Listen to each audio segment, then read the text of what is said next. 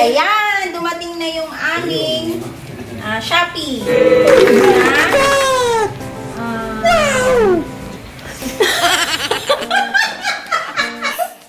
Still peso. Ano, in-order natin yung 22 to eh. Tapos ano dito na lang, dito na yung 20. Para tao na. Wala. Oh, 25 na ngayon. Ilan days din yun? 5. 5 days. Pwede na, di ba? Tapos, dahil preferred seller, tapos magaganda naman yung comment. Sige, buy na. Magkano? Titingnan mo lang ang complete. Tapos, ang presyo po nito, 2,133. Okay. Including yung Including yung mga pusa. including na yung mga pusa. NANI?! お前は Kasi sa amin po, kapag umadyo, problema namin yung mga bumagsak. Kaysa uupa pa ng magpuputol, ang pampersa na lang naman. Malaking tulong po ito kahit sa mga maliliit lang na kahoy. Pwede rin. Tingnan mo, maayos naman yung pagkakapak niya, oh. Maayos po siya, maayos yung pagkaka-bubble wrap. Maayos po yung loob nito. Tingnan natin kung kompleto yung mga laman. Una-una yung may hawakan, tapos blade.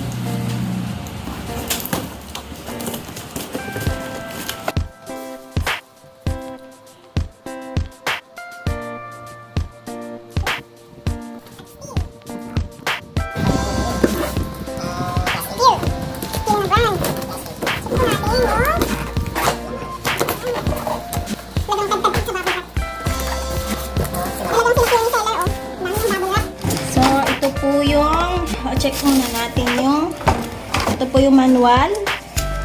Gasoline chainsaw. Hindi steel. Ito po yung chainsaw. Mabigat. Hindi ko po alam kung tatagal po ito. Kasi yung in-order po namin, actually, steel. Pero ang brand po nito ay MT5800. At sunod po ay yung guide bar. Guide bar. Yung saw chain. Ito naman po yung saw chain. Ang saw chain. Guide bar cover. So, ito po. Spike bumper. Nasaan yung spike bumper? Yes, yun. Ito po. Screws.